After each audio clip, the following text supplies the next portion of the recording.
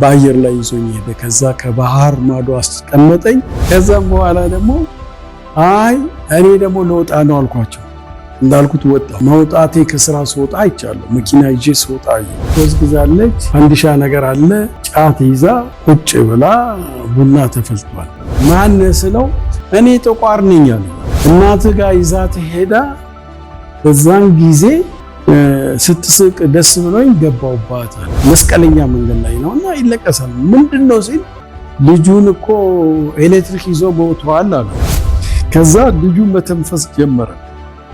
ከዛ በኋላ ቀና መተንፈስ አለ። ከዛ አነሳውና ያውላችሁ የምትፈልጉ ክሊኒክ ወሰዱ። እንግዲህ የእግዚአብሔር ጥበቃ እንጂ የዛን ሰዓት እዛው ሟች ነበር። ይራ ለሕክምና ለወሊድ ሄደች፣ በዛው ሞተች። መንፈስ ነው ገደላት። 2 3 4 እኔ ነፍሳት ወጣ ብዬ ሰብሰብ አድርጌ ይዤ ነው ወጣ። ጌታ ይሰጠኛል። አሜሪካም ይሆናል፣ አውሮፓ ይሻል፣ ላቲን አሜሪካን፣ በየትኛውም ዓለም ላይ እግዚአብሔር ያደረገውና ሊመሰክርለት ለሰውየው አይደለም። ለሰውየው ማንነ የእግዚአብሔርን ክብር መስጠት ሲገባ ሰዎች ተመልካቾቻችን ክፍት መስናል የተካተላችሁ እንግዲህ ያው ምስክር ሰምተህ ቴሌቪዥን ዝግጅታችን ነው። የዛሬ እንግዳችን ደግሞ አቶ ወርቁ ማሞ ከቢሾፍቱ መሰረተ ክርስቶስ ቤተክርስቲያን መጥተው መናፍስቱ አሰራር በህይወታቸው ያጋጠማቸውን ነገር እየመሰከሩልን ነው። ይህንን የሚሰሙ ሰዎች ነፃ እንዲወጡ ያጋንንትን ክፋትና የሱን አሰራር እያፈረስን እንድንኖርና ሰዎች ነፃ እንዲወጡ ይህንን ምስክርነት እናንተ እያደረስን እንገኛለን። ተሾርቁ እንግዲህ ከዛ በኋላ የስርዓት አወጣው ብሎ ነው ያቋረጥኩት። ስርዓት እንትን አወጣው እና ጧት ሲነጋ ይህን ህልም እንዳየው ጌታ ኢየሱስ መሆኑንም አላቅም። ነጭ ልብስ የለበሰ በጣም የሚያምር ሰው ከዛ ከእባቡ በጣቱ ሁለቷን ይዞኝ ምን አክላለሁ ቁጫጭ በእጁ መዳፍ ላይ አስቀምጦኝ በእጅ መዳፍ ላይ ቀርጫለሁ አይደል የሚለው በአየር ላይ ይዞኝ ሄደ። ከዛ ከባህር ማዶ አስቀመጠኝ። ከዛ ባሄድ ደስ ይለኛል ሄደ። ከዛም በኋላ ነጋ። ሰምተው ያውቃሉ ስለ ክርስቶስ? ያኔ ከዛ በፊት ሰምቼ አላቅም፣ ምንም አላቅም። ስለዚህ ኢየሱስ መሆኑንም አላቅም። ከዛ በኋላ ነጋ። አይም ዛሬ እኮ ዘይት ቤት እኮ ማስታወቂያ ወጣ፣ የሰው ኃይል ይቀጥራል አሉ፣ ሰራተኛና ማህበራዊ ጉዳይ ዛሬ ይልካል አሉ። እኔም ሄድኩ። በዛን ጊዜ 69 እና 70 ዓመተ ምህረት ከጅጅጋ የተፈናቀሉ ብዙ ሰዎች ነበሩ።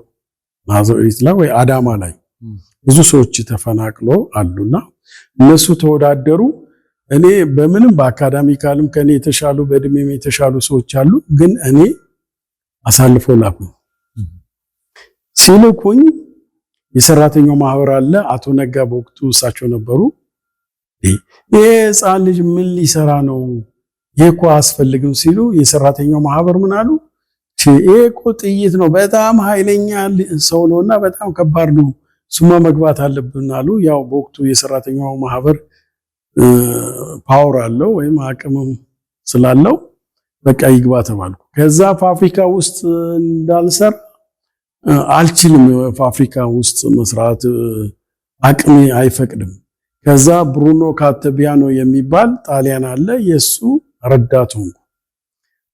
መፍቻዎቹን እንዳቀብል ከሱ ጋር ረዳት፣ ያው ከሱ ጋር ተመደብኩ። ከሱ በፊት አንድ ሰው ጋር ዌልደር ነው ወይ በያጅ ከሱ ጋር ተመደብኩና ብረቶችን አስተካክልለታለሁ። ምን እላለሁ ዲቴል ወደ ውስጥ አልገባም።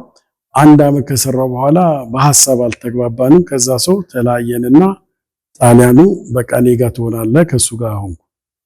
ስለዚህ ነገ ለምሰራው ስራ እያንዳንዷ ማታ ያለው የሚሆነው ሁሉ አያለው በህልሜዎች። ከዛም በኋላ አንድ 7 ዓመት ከሰራው አለቃዬ ብሩኖ ሊወጣ ሲል ህልም አየሁ። ብሩኖ እኮ ከዚህ ስራ አሁን ሰሞኑ ይወጣል አልኳቸው። እንዳልኩ በሰሞኑ ወጣ፣ በሆነ ምክንያት ከስራ ወጣ። ህልም ህልም። ከዛም በኋላ እኔም ሁሉ ሲሆን ጌታን ሳይቀበሉ ነው። ከዛም በኋላ ደግሞ አይ እኔ ደግሞ ለወጣ ነው አልኳቸው። እንዳልኩት ወጣው። አልተዘጋጀውም። መውጣቴ ከስራ ስወጣ አይቻለሁ። መኪና ይዤ ስወጣ አየሁ። ስለዚህ በቃ ወጣው አልኩ። ከዛም በኋላ ትራክተር መገጣጠሚያ ገብቼ ትራክተር መገጣጠሚያ ሳይት እሰራ ነበር። ይብካ ሳይቶች ላይ በኤሌክትሪሻን ተመዴ እዛ ሰራው እስከሚመረቅ ድረስ። ሲመረቅ ራሱ አንድ አረፋኛ የሚባል ኤርትራዊ ሳይት ላይ አለ። እኔና እሱ ተመድበን ሳውንድ ሲስተም ኤሌክትሪካል እኛ ነበር ሲመረቅ መንግስቱ ኃይለ ማርያም በሚመረቁ ሰዓት እዛ ተመድቤ ሰራ። ከዛ መካኒክ ትራክተር ናዝሬት ናትፋ የሚሉ ናዝሬት ትራክተር መገጣጠሚያ ራሻዎች ጋራ ተመድቤ እዛው እየሰራው ነበረ። ከዛም በኋላ ፋይናል ላይ ከዛ ያው ወጣው። የተለያየ መስሪያ ቤቶች ሰርቻለሁ። ከዛም በኋላ አንድ ሰው ማሽን እንድሰራ ወደ ሻሸመኔ ላከኝ። እሱን ሰራውና እዛ የኖርክ ከዛም በኋላ ወደ እንትን ሄድኩ ሐዋሳ። እንደውም ቦንኬ የመጀመሪያ የሲዳማ ከተማውን ስቴዲየም ወይ አቤቱ አደባባዩን የመጀመሪያ ኮንፍራንስ ያደረጉት ዶክተር ቶሎሳ ጉዲና ናቸው እና እሳቸው ኮንፍራንስ አደረጉ። የዛን ጊዜ እዛ የእርሻ ኮሌጅ ኤሌክትሪሻኖች ነበሩ። አንድ ልጅ ድሮ ወጥቶ ነው በደርግ ጊዜ ነበረ የቀድሞ ሰራዊት ነበረ። እሱም ኤሌክትሪሻን ነበረ። እሱ ከኛ ጋር ነበርና ሳውንድ ሲስተም ራሱ እኛ በቤተ ክርስቲያን ተመድበን ስናዘጋጅ ነበረ። እንደውም ኮንቲነሮች የመጡት በኬንያ በኩል ነው። ጀርመኖች መጥቶ እዛ ላይ አዘጋጅተናል። ዶክተር ቶሎሳም እሳቸው ኮንፈረንስ ያደረግም እዛው ነበር። ከዛም በኋላ ደግሞ ዱርማንም ሲመጣ እዛው ነበርንና በዛን ሰዓት በመሃል ላይ እኔ በነገሮች ላይ መንፈሳዊ ነገር ደከምኩ እና ያው በራሴ ሐሳብ በሰዎችና ቤተክርስቲያን ብዙ የሚጋፉ ሰዎች አሉ። ቤተክርስቲያን መስሎ የበግ ለምድ ለምሶ ቤተክርስቲያን ውስጥ ሆኖ ቅዱሳንን የሚያፈናቅሉ ቤተክርስቲያን የሚያናውጡ ሰዎች አሉ። ትናንትም አሉ፣ ዛሬም አሉ፣ ለሚመጣው ዘመን ይኖራሉ እና እስከ ዓለም ፍጻሜ ይኖራሉ። ክፉዎች ይኖራሉና አዎ። እና አንዳንድ ጊዜ በዛ ልህ ይዞኝ ማምለክ ተውኩ። ልክ እንደ ልህ አለማወቅ ነው እና ያንን ካደረኩ በኋላ አንድ እህት ጋራ ኤርትራዊ ናት በአንድ በኩል ጓደኛ አርገን አብረን ማሳለፍ ጀመርን እና አንድ ቀን ነጠላ ቀይ ነጠላ ገዛውላት። እሷም ደግሞ ቀይ ነጠላ ቀሚስ ገዛች። እኔ አሁን ከስራዬ ስመጣ አንድ ሰራተኛ ቤት አለች። ቸርች እንደውም እንሄድ ነበር ያው አልፎ ባልና ሚስት መኖር ጀምረናል እና ቄጠማ ጎዝግዛለች። አንዲሻ ነገር አለ ጫት ይዛ ቁጭ ብላ ቡና ተፈልቷል። ጭሱ ስገባ በጣም አደገኛ ጉም ይመስላል ቤቱ። ደነገጥኩና አልጋው ላይ ተኝታ እሷ እንደዚህ ሆና እኔ ወደታች ሆኜ አንተ ማነህ አልኩት። በአልጋ ላይ ተኝቼ መንፈስ እንደሆነ አወቁ። ማነህ ስለው እኔ ጠቋር ነኝ አለኝ። ታራ በምን አወቁ መንፈስ መሆኑን? ወይስ ተረዳው ነው? ያው አምልኮንም አውቀዋለሁ፣ የአምልኮ ስርዓቱን አውቀዋለሁ ስለው አይ እኔ ጠቋር ነኝ እናትህ ጋር ይዛት ሄዳ በዛን ጊዜ ስትስቅ ደስ ብሎኝ ገባውባት አለኝ እና ሀብትን ሁሉ አበላሽውብህ እኔ ነኝ። እርሶ እናት ጋር ይዘዋት ሄደው? አዎ ይዚያት እዛ ነው አጋንንት ያገኘ? አዎ የማዘርጋና አለ። ከዛም በኋላ ያኔ ገባውባት አለኝ እና ጀበና ሁለት ፍንጃል የሚለው ሁለት ጡት ያለውና ጀበናው ዙሪያ ጡት ያለ አለ። እሱና ሁለት ጡት ያለው ጀበና ትገዛልኝና ሮብና አርብ እሷ ታመልከኝ ሀብትን እመልስልሃለሁ አለኝ። ሲለኝ ቆይ ክርስቶስ ይበልጣል አንተ ትበልጣለህ አልኩት ስለው ክርስቶስ ይበልጣል አለኝ። ታዲያ አጋንንት እንዴት አመልካለሁ አልኩት። እሱ ክርስቶስ ይበልጣል? አዎ ይበልጣል አለኝ። ቃል በቃል ተነጋገርን። ከዛ በኋላ ይዟት ወጣ። ከዛ ፀጉር ቤት ከፍቼላት ነበር። በዛው ያው ተለያየን።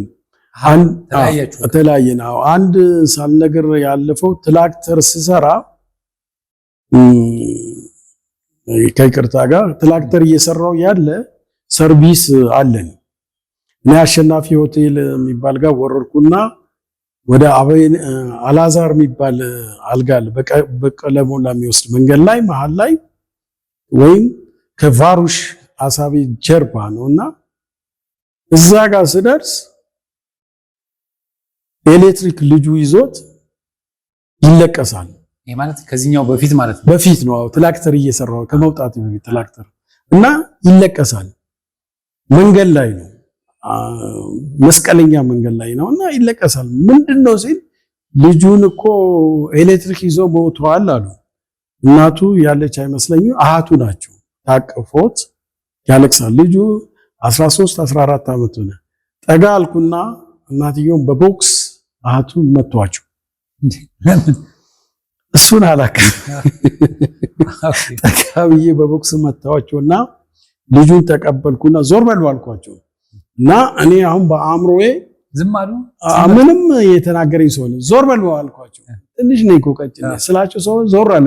ንፋስ ስጡት አልኩና ወደ መሬት በልቡ አስተኛውና የሆዱን ይዤ ቫይብሬት አረኩና ቂጡ መታ መታ መታ አረኩ። ለምን ኤሌክትሪክ የመጀመሪያ ፈርስት ኤድ የሚሰጠው ያው ስለማቅ የመጀመሪያ እርዳታ ማረጀ ልቡ ቆሟል።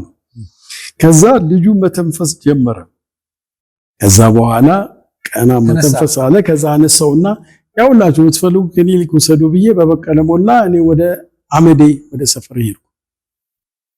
በሌላ ጊዜ ከሳምንት በኋላ ሲሄድ ስቲሊ ብዬ ሲሄድ ግቢያቸውን አይቼዋለሁ። ሴትዮዋ ይሄን ረኮበቱ በጣም ትልቅ ነው 100 ሲኒ ይዛል ብዬ አስባለሁ በግምት አርጓል። ግምጃ የሚባል ከኋላ መጋረጃ አለ።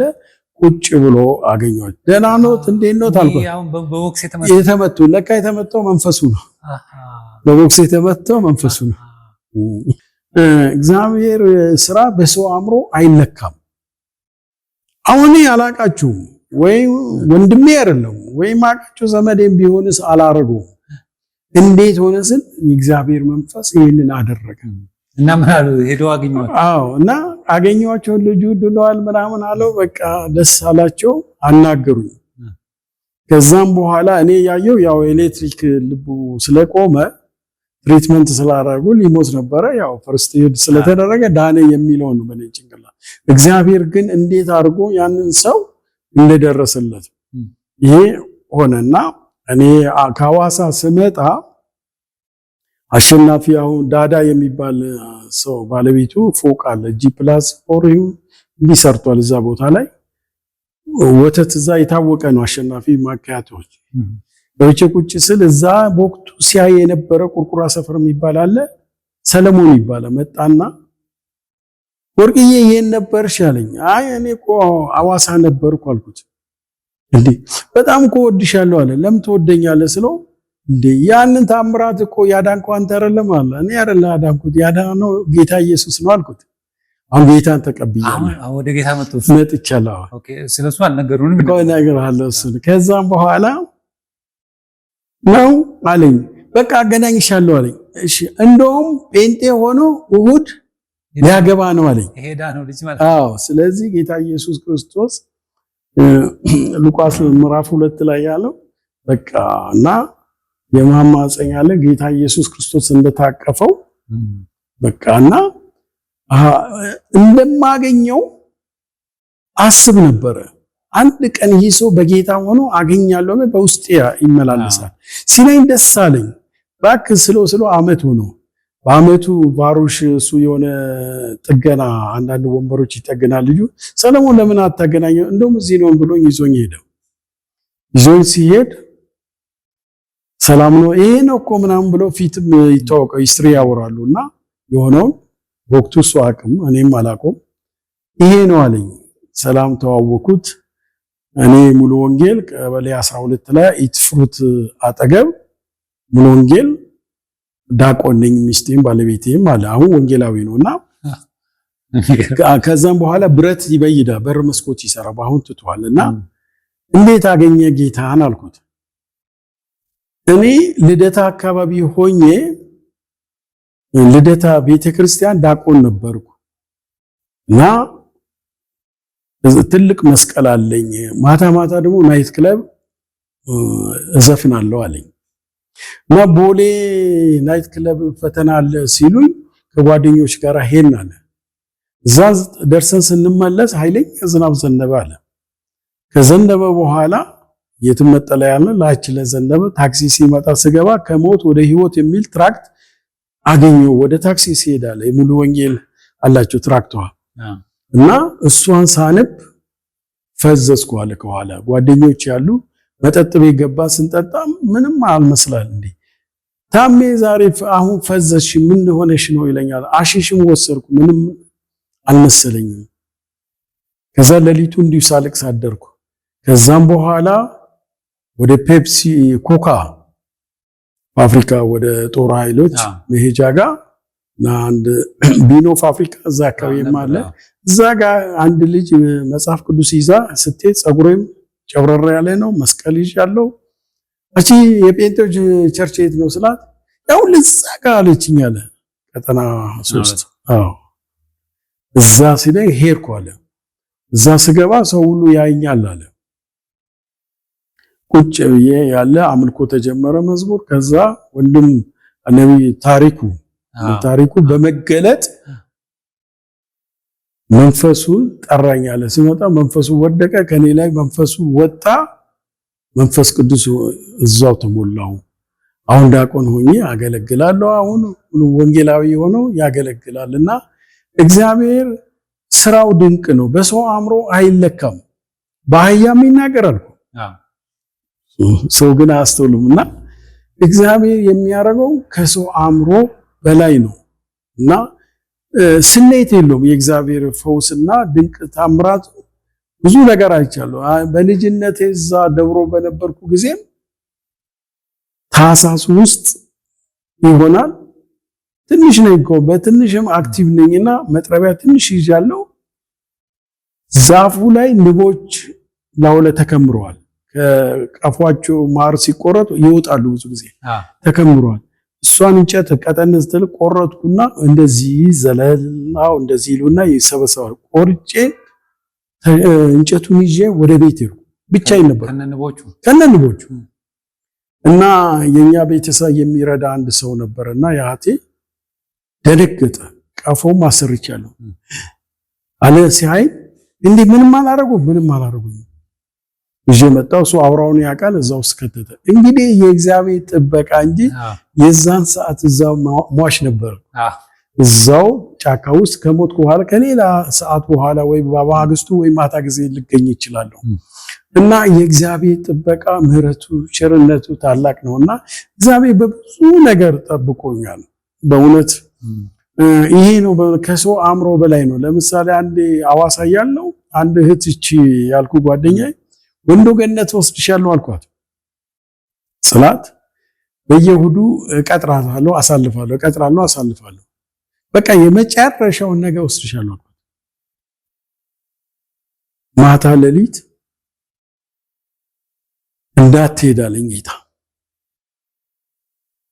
እባክሽ ህልም አይቻለሁና ይሄ ቀን ይላል። ድሮም አንተ ውሸታም ነው አለች። እሷ በጌታ አይደለም ያው መጣ ገፋ ምንም እና ለኔ ስትል ነው እንጂ የምትሄደው። ከዛ ሄድ ውስጤ በጣም ድንጋጤ አለ፣ ፍርሃት አለ። ትራንስፖርት ላይ ሄድኩ። ከዛ ወንዶ ገነት ሄድንና ወሻና ቤተመንግስት ወሻ ወደዛ ነው ወደ ቀኝ ነው፣ ቤተመንግስት ቀጥሎ ወደ ቀኝ ነው። አው ወንዶ ገነት ቡና ልንጠጣ ነበር እዛ ከርቡ ላይ። ከዛ ስታውት መጣች ግልጽ ትወጣ እንደ ችቦ እዛ ላይ ወጣን። ስወጣ እንደሚገለበጥ አወኩ። በቃ ሰው በግድ አንስቶ እዛ ላይ እንደሚያስቀምጠኝ እየተጨነኩ ገባው። ከዚህ እንደ አስፋልቱ ቢሆን ነው መኪናው ፒካፑ ልጁ እጁን ወደ ውጭ አድርጎ ነው የሚነዳው፣ ተገለበጠ ወደ ግራ። ልጁ ይሄ ለሁለት ተተረተረ። ከዛ አንሱልኝ ወይኔ አለ። ሰው ሁሉ ተረገፈ። ምንም አንድ ሰው ቁርጭምጭሚቱ ትንሽ ተመቷል። ከዛ ፒካፑን አነሳን፣ ልጁ ተሰንጥቋል። ግን ምንድነው በዛን ሰዓት እኔ ብሞት አይኔ ቢጠፋ እግሬ ቢቆረጥ አንድ ነገር እግዚአብሔርን ሐሳብ አልሰማም ብዬ የሰው ሐሳብ ላስተናገድ ብዬ ገጥሞኛል። እግዚአብሔር ምህረት አረግበልኝ።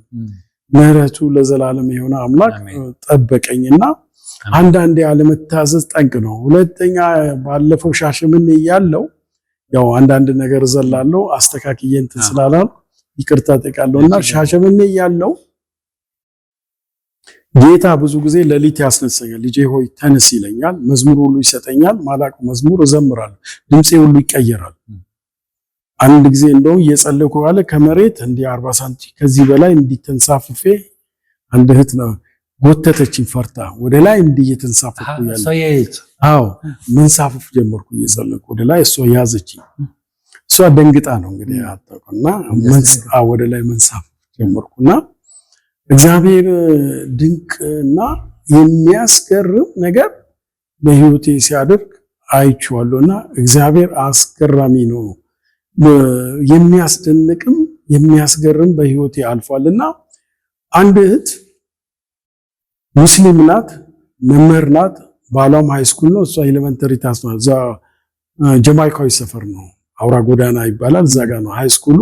ወደ ኮፈሌ መሄጃ ወይም ወደ ሙሉ ወንጌል መሄጃ ቸርች አካባቢ ነውና እዛ ጋር ሃይስኩሉ እዛ ነው። እሷ ደግሞ እዛ ማዶ ላይ ነው የምታስተምረው። ጌታ ሂድና ንገራት አለኝ።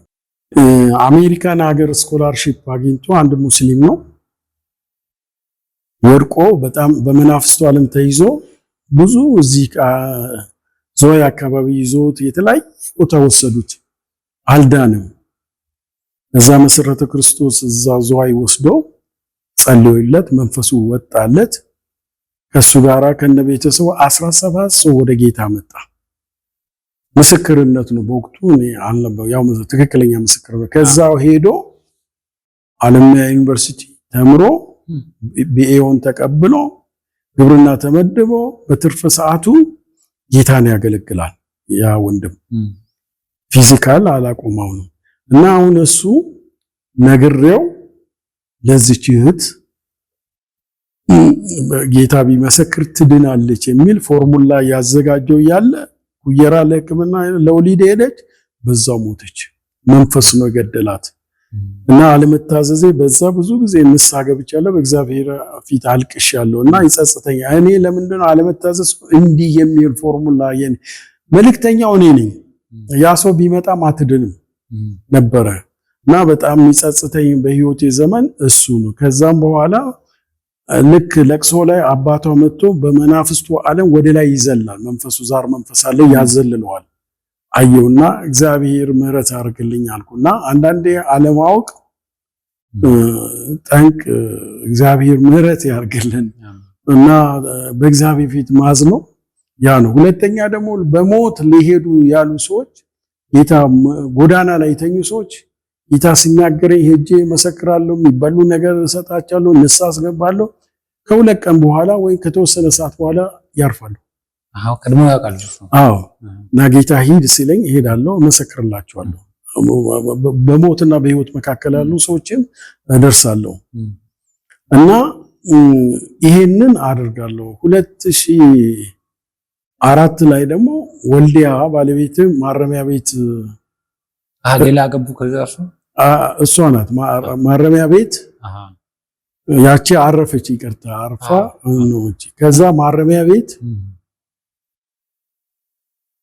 ተመድባ እያለን ማረሚያ ቤት እኔ ደግሞ ከተማውን ምስክርነት ብቻ እወጣለሁ፣ ተራራዎች ላይ እወጣለሁ፣ የተለያየ ቦታ መሰክራለሁ ጌታን። ከኛ ጎን ያለው ሰው እቤቱ የራሱ ነው እና እኔ ለሊት ጸልያለሁ። ምን አለ እቤቱን ለቆ ወጣ። ምንድነው ለምን ለቀቀ? ሌላ ቦታ ወጥቶ ተከራየ። ምንድነው ሲሉት ትኋን አስቸገረኛል። ትኋን አስቸገረኝ ብሎ ለቆ ሄደና ብዙ ጊዜ መናፍስት ዓለም ሰዎች እግዚአብሔር ሲገልጥልኝ ያው ጸልያለሁ። እነዛ ሰዎች አካባቢ ለቆ ይሄዳሉ። አንድ ጊዜ ለ15 ቀን ጾም ጸሎት የመጀመሪያ ሙሉ ወንጌል 5 ቀን ቀጥሎ መሰረተ ክርስቶስ ቀጥሎ አማኑኤል ቤተክርስቲያን ተከታታይ ጾም ጸሎት ነበር። አንዱ ሲያልቅ ነው እና ምሽት ላይ ነውና ናዝሬት ነው።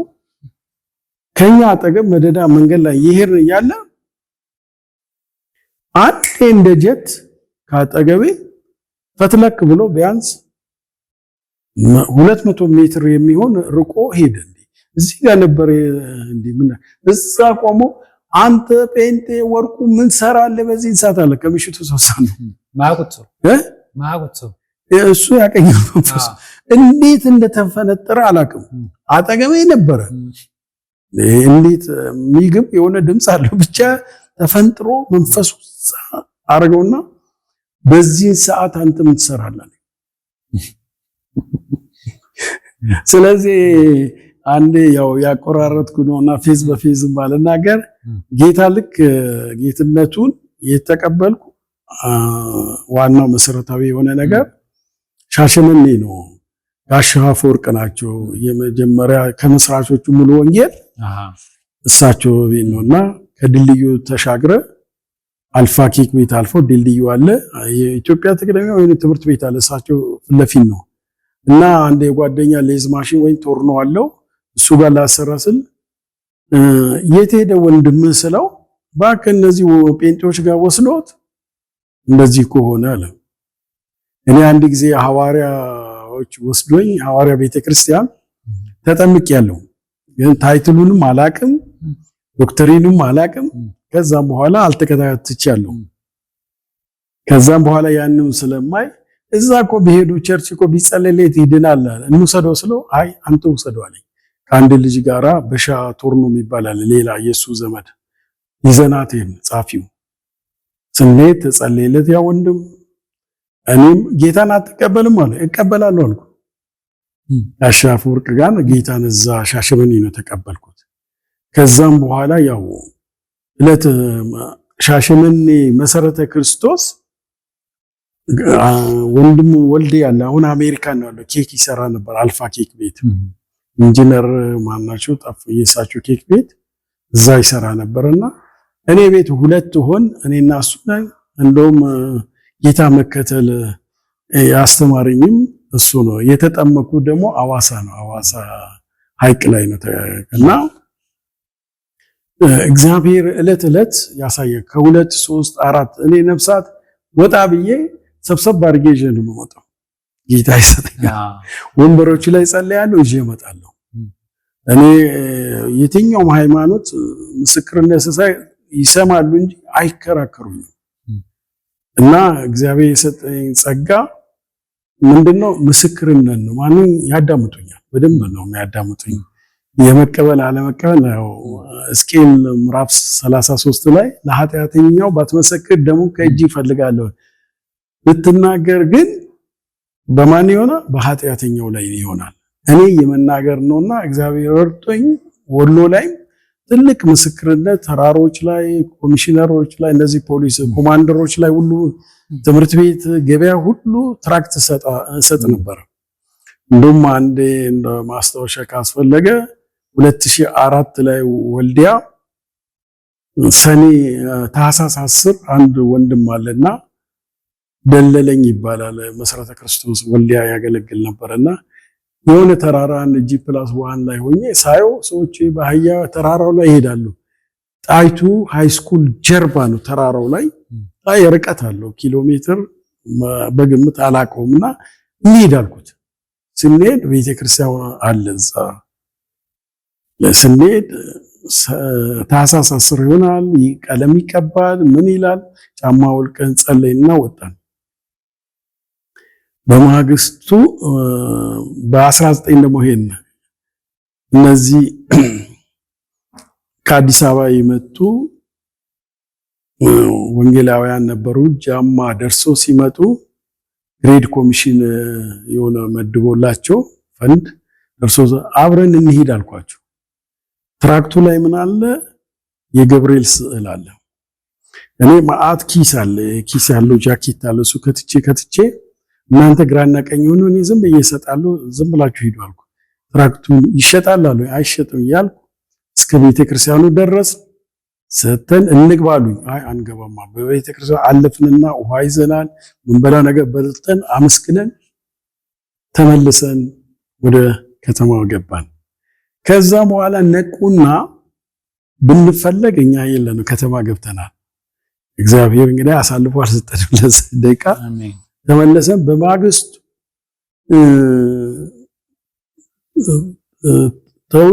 ተልኮ ለትውልድ ሳይሆን የሆነ አንድ እንደዚህ አይነት እንትን ያለው ወርድ አሉ መጥቷል። ከመቀሌ መጥቶ አንድ ወንድም አለ ከነሱ ጋር ስርጭት ለምን አትወጣም አለኝ። እሺ ብለን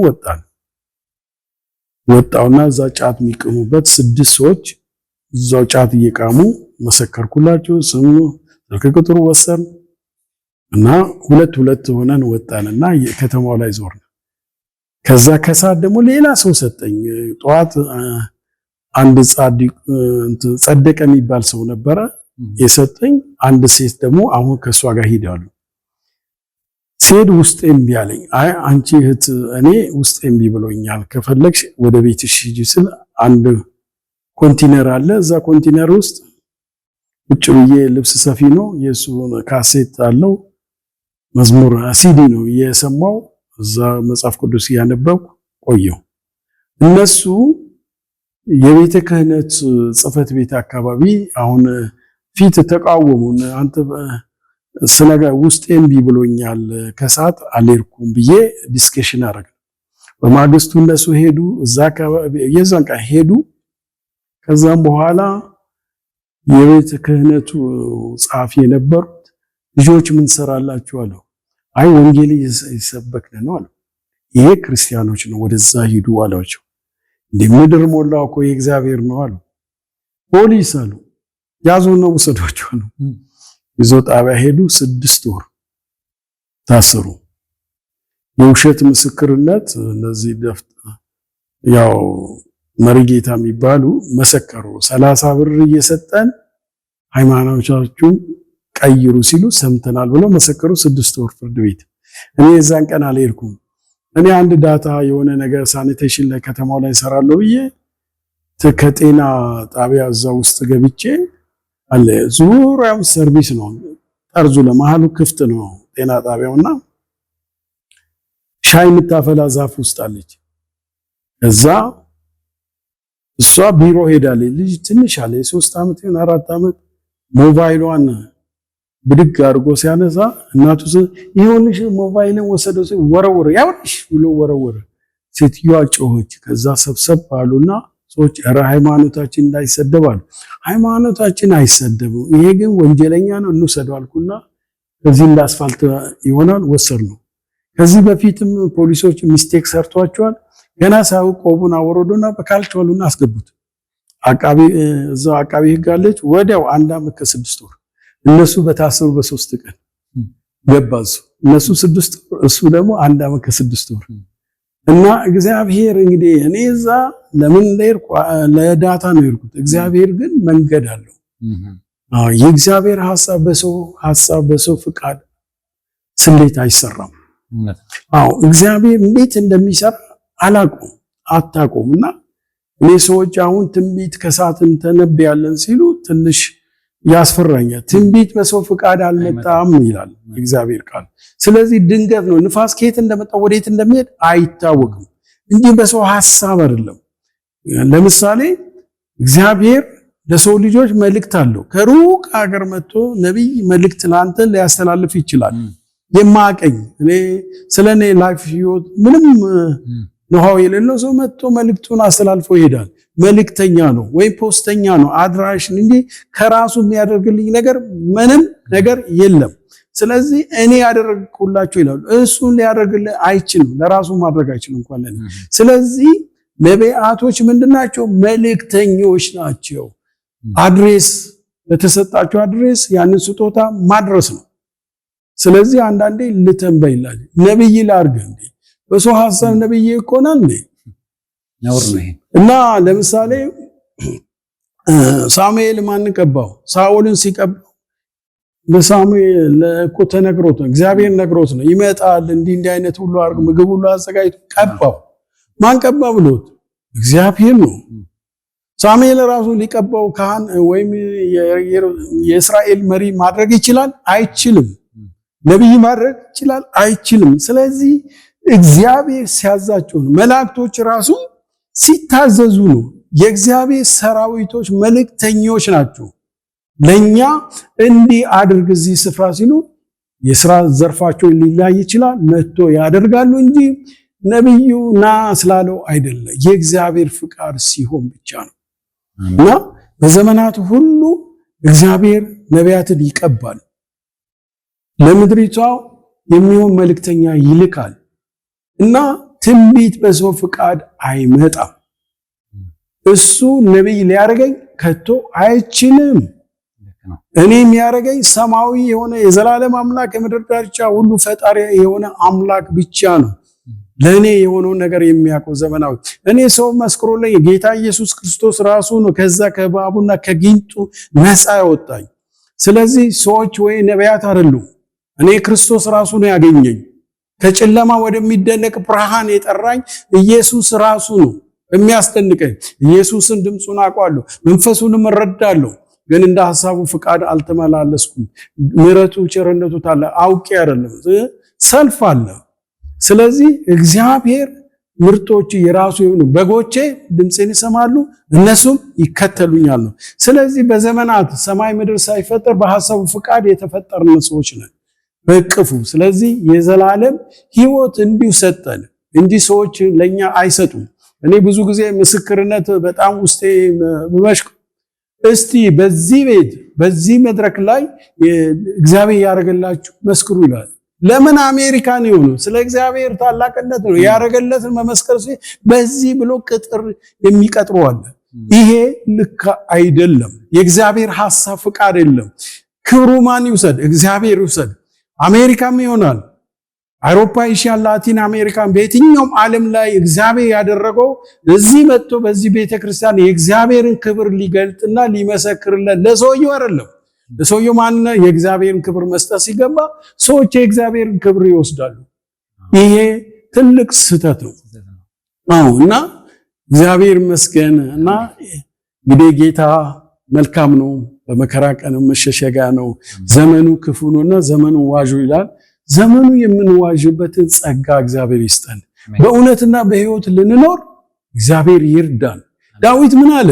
ለአንደበቴ ጠባቂ አድርግልኛል። ሰው በሁለት ሐሳብ ሊያነክስ አይችልም፣ አንዳችም ነገር አያገኝም። ስለዚህ ምንም ነገር አናገኝም። እግዚአብሔርን ከሆነ እግዚአብሔርን እናመልክ። ኤልያስ በአውልን ከሆነ በአውልን እናመልክ እንለይ እስቲ ያለ ተወራረደ። ስለዚህ ማንን ነው የምናመልከው? እግዚአብሔር ድንቅ ነው፣ ያው ነው። እግዚአብሔር በጣም ከአእምሮ በላይ ነው።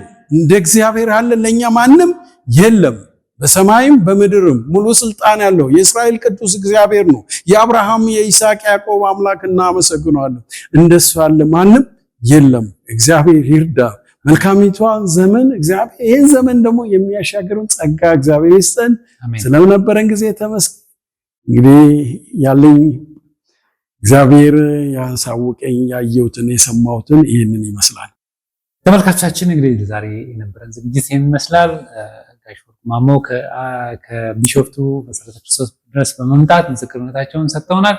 እንደዚሁ የእናንተም ያለፋችሁበት በጨለማ ያሳለፋችሁትን እግዚአብሔር ነፃ ያወጣችሁት ነገር ደብቃችሁ አታስቀምጡ፣ ትጠየቁበታላችሁ። ምክንያቱም እናንተ ነፃ ያወጣችሁት በክርስቶስ ኃይል ነው። ዛሬ ደግሞ በብዙ እስራት ውስጥ ያሉ ሰዎች ስላሉ እነሱ ደግሞ አይተው ይህንን ምስክርነት ሰምተው ነፃ ይወጣሉ። ምክንያቱም እግዚአብሔር በምስክርነት ውስጥ ብዙ ስራ ይሰራል። እናንተም አክሊል ይሆናችኋል ማለት ነው። ለማንኛውም የሚቀጥለው ሳምንት በሌላ እንግዳ እንገናኛለን። እስከዛ ድረስ የምሰናበታችሁ ተስፋዬ ካሳሁን ነኝ። እስከ ሳምንት ድረስ እግዚአብሔር ይባርካችሁ።